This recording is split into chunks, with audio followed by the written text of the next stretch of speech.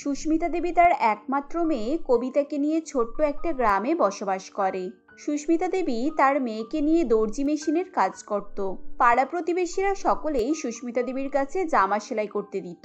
সুস্মিতা দেবীর হাতের কাজ অনেক ভালো হওয়ার কারণে তার কাছে প্রায় মানুষই আসতো এবং তাকে সকলেই খুঁজত। বিয়েবাড়ির লেহেঙ্গা হোক কিংবা এমনই কোনো সাধারণ জামা, সবকিছুই সুস্মিতা দেবী সেলাই করতে জানতো।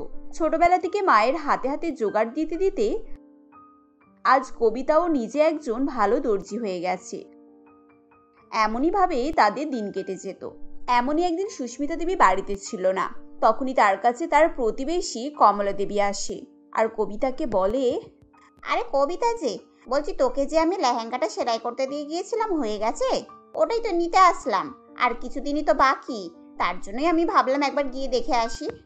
হ্যাঁ হ্যাঁ কাকিমা, লেহেঙ্গাটা তো তৈরি হয়েই গেছে, কিন্তু তুমি যে নতুন দড়িগুলো লাগাবার কথা বলেছিলে ওগুলো তো বাজারে পাওয়াই যাচ্ছে না, তাই জন্য মা আবারও আজকে বাজারে কিনতে গিয়েছে ওগুলো। ও আচ্ছা আচ্ছা, তাই বলি, আমি ভাবছিলাম যে হয়তো আমার মেয়ের লেহেঙ্গাটা হয়েই গেছে। আচ্ছা ঠিক আছে, তাহলে তোর মা কখন আসবে বাড়িতে? এই তো কাকিমা, মা বেশ কিছুক্ষণ আগেই বের হয়েছে, এবার হয়তো এসেই যাবে। কবিতার কথা শেষ হতে না হতেই তখনই তার মা বাইরে থেকে কবিতার নাম ধরে ডাক দেয়। তখনই কবিতা কমলা দেবীকে বলে, কাকিমা ওই তো মা এসে গিয়েছে। মায়ের কথা শেষ হতে না হতেই মায়ের ডাক পড়ে গেল। দেখি তোমাদের লেহেঙ্গার ওই নতুন স্টাইলে দড়িগুলো পেয়েছে কি। আরে কমলা দিদি, তুমি কখন আসলে? এই তো এই কিছুক্ষণ আগেই আসলাম, তোমার কথাই জিজ্ঞাসা করছিলাম। কবিতা বললে তুমি বাজারে গেছো, তাই একটু দাঁড়িয়ে গেলাম। হ্যাঁ, আসলে আমি তো কবিতাকে বাড়িতে রেখে গিয়েছিলাম। তোমরা যে লেহেঙ্গাটাতে দড়িগুলো লাগাবার জন্য বলেছিলে, ওই দড়িগুলো তো বাজারে কোনো দোকানে পাওয়াই যাচ্ছিল না। এতক্ষণ ধরে খুঁজে খুঁজে তারপরে আবার আনলাম। ও আচ্ছা আচ্ছা, ঠিক আছে, তাহলে এখন আমি যাই, পরে আবার আসবো কেমন? এই বলে কমলা দেবী সেখান থেকে চলে যায়। কমলা দেবী চলে যাবার পর কবিতা তার মাকে বলে, মা অনেকক্ষণ থেকে বাজারে ঘোরাফেরা করেছো, তুমি কিছু খাওনি মনে হচ্ছে, চলো আগে গিয়ে কিছু খেয়ে নেবে। না রে মা, আমি আর এখন কিছু খাবো না, আমার খিদে নেই। না খাবো না বললে তো হবে না, তুমি আমাকে ওইগুলো দাও, আমি লেহেঙ্গাতে লাগিয়ে দেব। এই বলে কবিতা মায়ের হাত থেকে ব্যাগটা নিয়ে লেহেঙ্গার দড়িগুলো সেলাই করতে থাকে। এরকমই দেখতে দেখতে বেশ কয়েকদিন অতিবাহিত হয়ে যায়। কবিতা প্রতিবেশীদের লেহেঙ্গাটা দিয়ে দেয়। একদিন কবিতায় সুস্মিতা দেবী বাজারে গিয়েছিল কিছু জিনিসপত্র কেনার জন্য। তখন সেখানে একজন আত্মীয়ের সঙ্গে তাদের দেখা হয়। আরে সুস্মিতা দিদি যে, তুমি মদনের বউ তো? আর এটা কি? মদন আমাদের দোকানে খুবই ভালোভাবে কাজ করতো, বেচারাটা অকালে সকাল হয়ে গেল। মদন খুবই ভালো মানুষ ছিল, একবারের জন্য আমাদের কোনো কিছু বলতে হতো না, নিজে থাকতে সব কাজ করে ফেলতো। ও আচ্ছা আচ্ছা, তাহলে কবিতার বাবা তোমাদের দোকানেই কাজ করতো তাই তো? আমি তো জানতামই না। চলো না, আমাদের বাড়ির সামনেই, আমাদের বাড়ি থেকে ঘুরে আসবে। আর এটা তো আমার মেয়ে কবিতা। কবিতা? কবিতা এত বড় হয়ে গেছে? হাই হাই ভগবান, এই যে আমার মেয়ের বয়সী হয়ে গেছে। আর হ্যাঁ দিদি, আর 1 মাস পরে আমার মেয়ে নন্দিনীর বিয়ে গো। তাই? তাহলে তো সেটা খুব ভালো কথা। তাহলে দিদি, তোমার মেয়ের বিয়ের লেহেঙ্গা কিন্তু আমিই তৈরি করে দেব। আসলে আমি আর আমার মেয়ে কবিতা দুজনেই দর্জির কাজ করি, আর আমরা খুব ভালোভাবে লেহেঙ্গা তৈরি করতে পারি। বাহ, তাহলে তো খুব ভালোই কথা। আমার কি এখন আর অন্য কোথাও যেতে গেলে হবে? আমি তোমাদের কাছে এই কালকেই মেয়েকে নিয়ে আসবো, তোমাদের বাড়িতে গিয়ে মাপ দিয়ে আসবো। হ্যাঁ হ্যাঁ কাকিমা, আপনি যখন ইচ্ছা তখনই আসবেন। এই বলে কবিতা আর সুস্মিতা দেবী বাড়ির দিকে চলে আসে। অনন্যা দেবীও নিজের বাড়িতে চলে যায়। অনন্যা দেবী তার স্বামী আর একমাত্র মেয়ে নন্দিনীকে নিয়ে বসবাস করত। তারা খুবই ধনী ছিল। নন্দিনী সবসময় নিজের মন মতোই চলতো, যখন মন যেত তখনই বাড়ি থেকে বার হয়ে যেত। নন্দিনীর এরকম অভ্যেসের কারণেই তার মা একদমই তাকে সহ্য করতে পারত না, সবসময় তাকে বারণ করত। নন্দিনী, তোর বিয়ে তো আর বেশি দিন বাকি নেই, দেখ এরকম ভাবে হুটহাট করে বাড়ি থেকে বার হয়ে যাওয়া একদমই ঠিক নয়, সকলে এটাকে খারাপ ভাবে নেবে। উফ মা, তুমিও না। আরে বাবা, এখন ঘুরবো না তো কখন ঘুরবো? শ্বশুর বাড়িতে গিয়ে নাকি? নন্দিনী যখন তার মাকে এইসব কথা বলছিল তখনই নন্দিনীর ফোনটা বেজে ওঠে। নন্দিনী ফোনটা রিসিভ করে বলে, হ্যাঁ এই তো আমি বেরিয়েই পড়েছি। আচ্ছা আচ্ছা রাখছি মা, আমি আসছি এখন। উফ, তোমার সঙ্গে কথা বলতে বলতে কত লেট হয়ে গেল জানো? কিরে, তোকে তো এক্ষুনি আমি বারণ করলাম, আর তুই আবারও বেরিয়ে যাচ্ছিস। মায়ের কথা শেষ হতে না হতেই নন্দিনী বাড়ি থেকে বার হয়ে যায়। তখন অনন্যা দেবী তাকে বলে, দেখেছো, আমি কাকেই যেন বললাম কথাগুলো। সত্যি এই মেয়েটাকে নিয়ে না আমি আর পারি না। অনন্যা দেবী যখনই এসবই কথা বলছিল তখনই সেখানে নন্দিনীর বাবা চলে আসে আর তিনি বলেন, তুমি আবার মেয়ের পিছনে পড়েছো। ও এখন এখানে যতদিন আছো একটু শান্তি করে ঘুরে নিক না। তুমি শুধু শুধু ওকে কেন এরকম করে বলো বলো তো? হ্যাঁ হ্যাঁ, জানি তো, তুমিই তো আমাকে বলবে এইসব কথা। আর আমি তোমার মেয়ের ভালোর জন্যই তো এইসব বলছি নাকি? তুমি আর তোমার মেয়ে কেন যে বুঝতে চাইছো না কি জানি। আমি সবই বুঝতে পেরেছি। আচ্ছা বাদ দাও, তুমি ওকে নিয়ে কোনো চিন্তা করো না। এই বলে নিয়মবাবু সেখান থেকে চলে যায়। নন্দিনীর মা যতই যাই বলুক না কেন, নন্দিনীর বাবা নন্দিনীকে কিছুই বলতো না, সব সময় মেয়ের দিক হয়েই কথা বলতো। এরকম ভাবেই দেখতে দেখতে বেশ কিছুদিন অতিবাহিত হয়ে যায়। একদিন অনন্যা দেবী নন্দিনীকে নিয়ে সুস্মিতা দেবীদের বাড়িতে যায় লেহেঙ্গার মাপ দিতে। আরে দিদি, তোমরা কাল বলে এতদিন লেট করে ফেললে কেন? আমরা তো কবে থেকে তোমাদের অপেক্ষায় বসে রয়েছি। সত্যি কথা বলতে আমার মায়ের কোনো দোষ নেই, সব দোষ আমারই। এখানে ওখানে চলে যাচ্ছিলাম তো, তাই সময় পাচ্ছিলাম না, যার কারণে এতদিন আসতে পারিনি। আর আমাকে ছাড়া মা তো কোথাও একা যেতেই পারে না।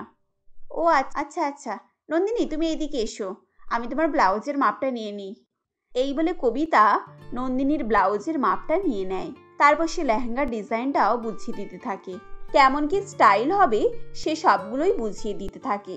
তারপর নন্দিনী তার মাকে বলে, মা শোনো না, আমার অনেক দেরি হয়ে গেল, আমার বান্ধবীরা আমার জন্য অপেক্ষা করছে, আমাকে এখন যেতে হবে।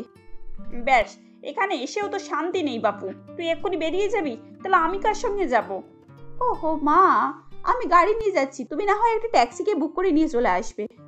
এই বলে নন্দিনী তাড়াহুড়ো করে সেখান থেকে বেরিয়ে যায়। তারপর নন্দিনী নিজের গাড়ি নিয়ে চলে যায়।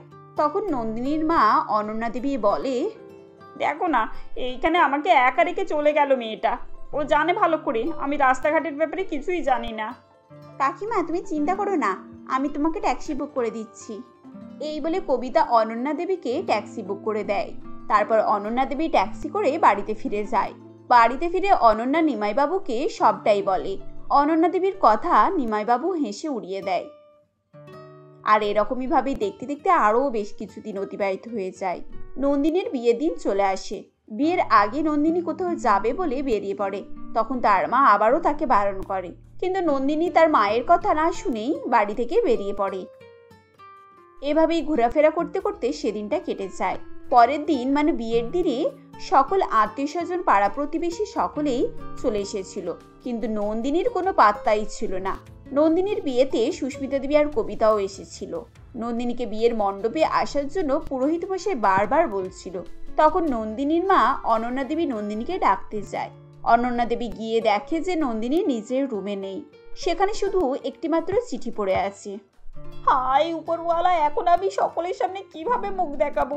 আমার মেয়েটা এরকম ভাবে বিয়ের মণ্ডপ ছেড়ে চলে গেল। ও তো আগেই আমাদেরকে বলতে পারতো যে বিয়ে করবে না, একটা চিঠি লিখে দিয়ে চলে গেল। এভাবেই অনন্যা দেবী কান্নাকাটি করছিল। তখনই সেখানে কবিতা চলে আসে, আর কবিতা অনন্যা দেবীর চোখে জল দেখে সে সবকিছুই বুঝে যায়। তারপরে সুস্মিতা দেবী ও নিমাইবাবু সেখানে চলে আসে। সকলে কথাটা জেনে একেবারে চমকে ওঠে। তখন নিমাইবাবু পাত্র আর পাত্রর বাবা মাকে ডেকে বলে, আমি আপনাদের কাছে হাত জোড়ো করে ক্ষমা চাইছি। আসলে এমনটা হয়ে যাবে আমরা কখনোই ভাবিনি। কাউকে কিছু না বলে ওর বেরিয়ে যাওয়াটা ছোটবেলা থেকে অভ্যাস, কিন্তু আজ ওর বিয়ের দিনে এইরকম চিঠি লিখে যে চলে যাবে এটা তো আমি কল্পনাই করতে পারিনি। আমাকে ক্ষমা করে দিন আপনারা। বাবা সঞ্জয়, তুমি আমাদেরকে ক্ষমা করে দাও। নন্দিনীর হয়ে আমরা সকলে তোমার কাছে ক্ষমা চাইছি। আমরা সত্যিই জানতাম না নন্দিনী এরকম করবে। সঞ্জয়, আমি তোমাকে জোর করব না, কিন্তু কবিতাও আমাদের মেয়ের মতো। আমি কবিতাকে আমার নিজের মেয়ের মতোই ভাবি। যদি তুমি চাও তাহলে কবিতাকে বিয়ে করতে পারো। নন্দিনীর মতো আমরা কবিতাকে এই বাড়ির মেয়ের মতোই বিদায় দেব। নন্দিনী যেটা করেছে সেটা একেবারেই ভুল কাজ। এইরকম করা ওর একদমই ঠিক হয়নি। আর তাছাড়া নন্দিনী যদি ফিরেও আসে আমি ওকে আর বিয়ে করতে চাই না। আর কবিতাকে বিয়ে করতে আমার কোনো আপত্তিও নেই। সঞ্জয় বাবা, এ তুমি কি বলছো? আমার মেয়ে একজন দর্জি, আর তুমি এত ধনী পরিবারের ছেলে হয়ে একজন দর্জির মেয়েকে কিভাবে বিয়ে করতে পারো? তুমি যদি আমার মেয়েকে বিয়ে করো তাহলে তো সকলে তোমাকে অনেক অপমান করবে, কারণ আমার মেয়ে অনেক গরিব। ধনী গরিব এসব কিছুই হয় না। যেসব মানুষ এইসব বাদ বিচার করে তারা মানুষ না। আর তাছাড়া দর্জি তো কি হয়েছে, আমার তো আরো ভালোই হলো। কেননা যখন আমার যা ইচ্ছা করবে আমি সেটাই সেলাই করে নিতে পারবো আমার নতুন বইয়ের হাতে। হা হা হা। সঞ্জয়ের মুখে এরকম কথা শুনে ওখানে উপস্থিত সকলেই খুবই খুশি হয়ে যায়। সুস্মিতা দেবী কখনোই ভাবেনি যে তার গরিব মেয়ের বিয়ে এইরকম ভাবে ধনী পরিবারের ছেলের সঙ্গে হয়ে যাবে। তখন নন্দিনীর জায়গাতে কবিতা বিয়ের মণ্ডপে বসে, আর কিছুক্ষণের মধ্যেই কবিতার সঞ্জয়ের বিয়ে সম্পূর্ণ হয়ে যায়। নন্দিনীর মতো করেই কবিতাকেও সুন্দর লেহেঙ্গা গহনা দিয়ে সাজিয়ে দিয়েছিল অনন্যা দেবী। তাদের সকলের মান সম্মান রক্ষা করেছিল কবিতা। এরকম ভাবেই তারা হাসি খুশিতে দিন কাটাতে থাকে। বৈশাখী দেবী তখন একাই বাড়িতে ছিল, আর সে এক মনে বসে বসে বই পড়ছিল। ঠিক সেই সময় তাদের সদর দরজার বেল বাজার আওয়াজ পায়। এরপর সে মনে মনে ভাবে, দূর বাবা, এই সবে দুধওয়ালাকে পাঠিয়ে এসে বসলাম, এখন কি জানি আবারও কে এসে জ্বালাচ্ছে। এই দাঁড়াও, আসছি। আমি এখন শুনতে পাচ্ছি, আমি কানে কালা নয়। এই মারি, এবারে কি হবে? এখন মা এসে দরজা খুলবে আর আমাদের দুজনকে একসঙ্গে দেখে ফেলবে, আর হয়তো মা বুঝেও যাবে যে তুমি আমার বউ। তখন আমি কি বলবো? আরে রাজেশ, চিন্তা করো না, I am handle this. Anyway, তুমি এমন করে ভয় পাচ্ছ যেন এটা তোমার বাড়ি নয়। হ্যাঁ, সে আমি মানছি, কিন্তু এখন তুমি জানো না, আমরা যেটাকে সোজা দেখি মা সেটাকে উল্টো করেই দেখেন। এখন ঈশ্বরই জানেন যে আমাদের কি হবে। যেখানে মা আমাদের এখানের মেয়েদেরই খুঁত বের করেন, সেখানে তো তুমি বিদেশি। আসলে রাজেশ ছিল বৈশাখী দেবীর ছোট ছেলে, যে কিনা বিশাখাপত্তনমে একটি জাহাজ ট্রান্সপোর্ট কোম্পানিতে কাজ করত। আর কাজের সূত্রে তার এনআরআই মেয়ে অর্থাৎ মারিকে পছন্দ হয়েছিল, এবং তাই সে আজ কাউকে না জানিয়ে মারিকে বিয়ে করে বাড়িতে নিয়ে এসেছিল। আর সেজন্য হয়তো সে মনে মনে ভয় পাচ্ছিল। ঠিক সেই সময় বৈশাখী দেবী এসে দরজা খোলে। সে রাজেশকে দেখে বলে, হ্যাঁ রে ছাগল, তুই কাল রাতে কোথায় ছিলিস? বাড়িতে এসেও কি তোর মায়ের সঙ্গে কিছুক্ষণ থাকতে মন যায় না? তুই তো জানিস যে তোর দাদা বৌদিরাও বাড়িতে থাকে না, এখন তো আমি একাই বাড়িতে থাকি। এ আপনি কে বলছেন আন্টি? দাদা বৌদি থাকে না মানে? এখন আপনি ওনাদেরকে তাড়িয়ে দেননি তো? না মানে রাজেশ বলছিল আপনি খুবই ঠিক। এই রাজেশ, এই মেয়েটা কে রে যে লাগান বইয়ের বিদেশিদের মতন বাংলা বলছে, আর ও কথায় কথায় ইংরেজিও ঝাড়ছে? ও, তুমি মারির কথা বলছো? ওর নাম মারি, আর তোমার আন্দাজ ভুল নয় মা, কারণ ও সত্যি সত্যিই বিদেশি, মানে জার্মানি থেকে, আর ও আমার বউ। কি বউ? তাহলে হয়তো আমার ছোট ছেলে নিশ্চয়ই করে বড় জায়গাতে দান মেরেছে, যেখানে আমি শুনেছি বিদেশি ভিখিরিরাও নাকি কোটিপতি হয়। এখন নিশ্চয়ই বড় বৌমার থেকেও এদের টাকা বেশি হবে। এই মনে করে বৈশাখী দেবী সেখান থেকে চলে যায়। তার হঠাৎই এরকম ব্যবহার দেখে রাজেশ রীতিমতো ভয় পেয়ে গিয়েছিল, এবং সে বুঝে উঠতে পারছিল না তার মা তাদের সঙ্গে কি করতে চলেছে। কিন্তু বৈশাখী দেবী আলাদাই কিছু ভেবেছিল, তাই সে খুশি মনে সমস্ত নিয়ম মেনেই তার নতুন বৌমাকে ঘরের মধ্যে তোলে ও সে বাড়িতে গিয়ে বলে, এই যে বৌমা, তুমি রুমে গিয়ে বিশ্রাম করো, আমি তোমার রুম সাজিয়ে রেখে এসেছি। আর বাবা রাজেশ, তুই আমার ঘরে আয়।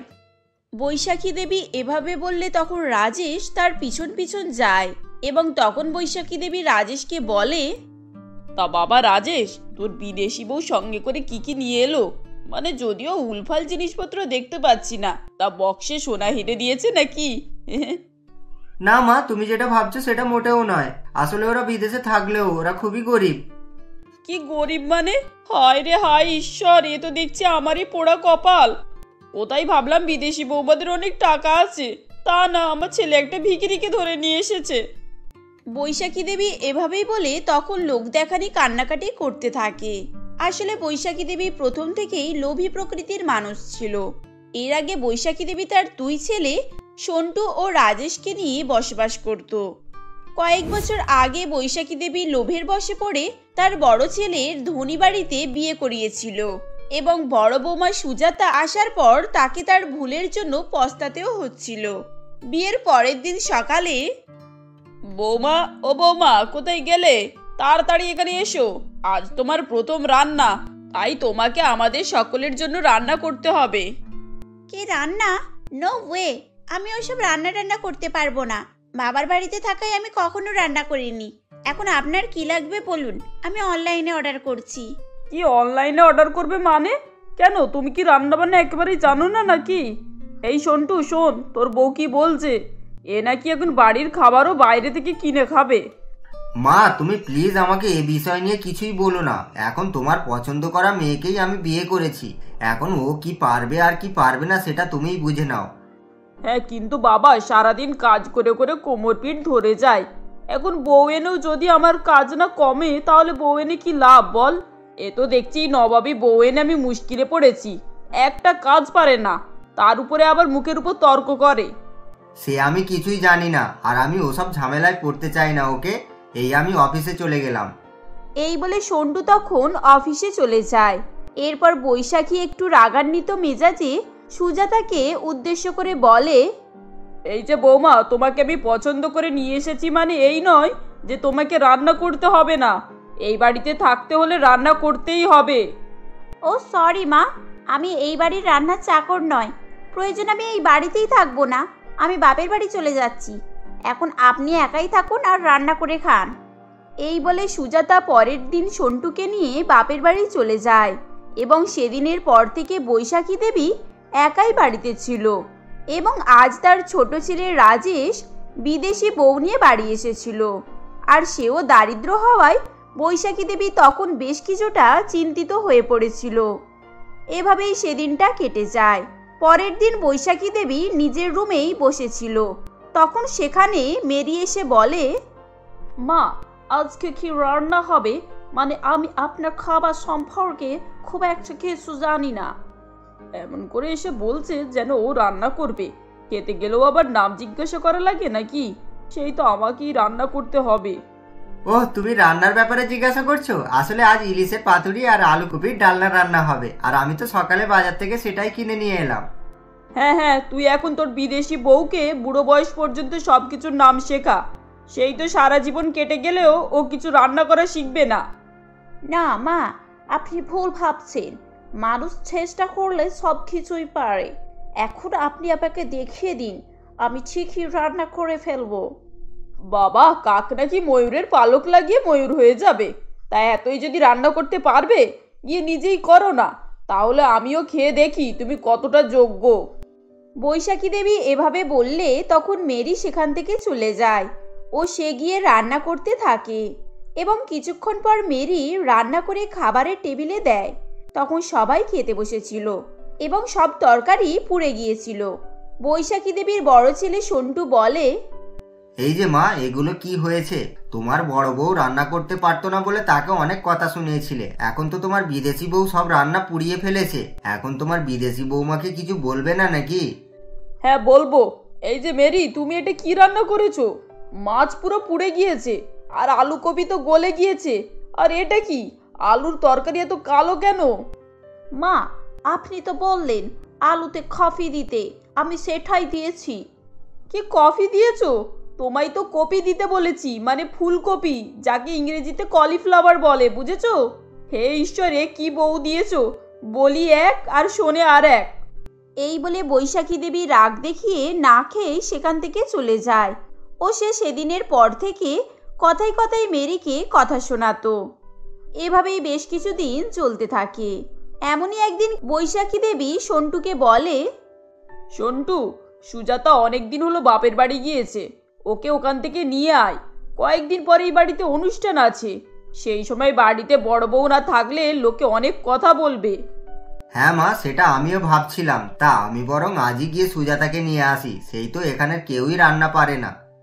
এই বলে সন্টু তখন সুজাতাকে সেখান থেকে নিয়ে চলে আসে, কিন্তু তাতেও বৈশাখী দেবীর সমস্যা শেষ হয় না।